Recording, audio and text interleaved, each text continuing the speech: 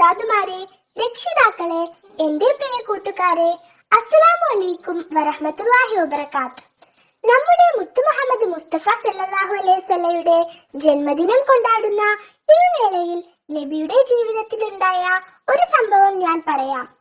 പണ്ട് മദീനയിൽ വെച്ച് മുത്തുനബി സല്ലല്ലാഹു അലൈഹി വസല്ലയെ കാണാൻ ഒരാൾ വന്നു. ഒരു പാവം ഉമ്മയും ചെറിയൊരു മോനും. എപ്പോഴും മധുരം നിലയണം അവന്. അങ്ങനെയാണ് ഒരു ദിവസം മകനെയും കൂട്ടി ആ ഉമ്മ നബിയുടെ അടുത്തെത്തിയത്.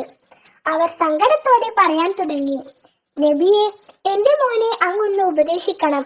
എപ്പോഴും മധുരം തീറ്റയാണ് അവന്. വേറെ ഭക്ഷണമൊന്നും വേണ്ട.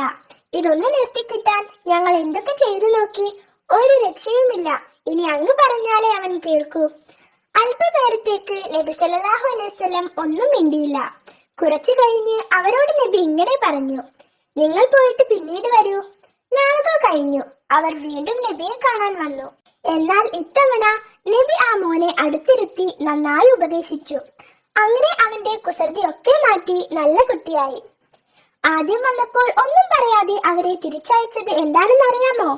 നബി സല്ലല്ലാഹു അലൈഹി വസല്ലക്ക് നിങ്ങളെപ്പോലെ മധുരം വലിയ ഇഷ്ടമായിരുന്നു. സ്വന്തം പോരായ്മകൾ മറച്ചു വെച്ച് മറ്റുള്ളവരെ ഉപദേശിക്കരുതെന്ന വലിയ മാതൃകയാണ് നബി നമുക്ക് മുമ്പിൽ കാണിച്ചു തരുന്നത്. രണ്ടാമത്തെ തവണ ആ ഉമ്മയും മോനും വരുമ്പോഴേക്കും നബി സല്ലല്ലാഹു അലൈഹി വസല്ലം മധുരം അമിതമായി കഴിക്കുന്ന ശീലം മാറ്റിയെടുത്തിരുന്നു. അതിനുശേഷം മാത്രമാണ് അവിടുന്ന് ആ കുട്ടിയെ ഉപദേശിക്കാൻ തയ്യാറായത്. പ്രിയ കൂട്ടുകാരെ, നാം ഇതിൽ നിന്നും ഒരു പാഠം ഉൾക്കൊള്ളണം. നാം ഒരാളെ തെറ്റിന്റെ പേരിൽ ഉപദേശിക്കുകയാണെങ്കിൽ നാം ആ തെറ്റ് പൂർണ്ണമായും വെടിഞ്ഞതിനു ശേഷമേ ഉപദേശിക്കാൻ പാടുള്ളൂ.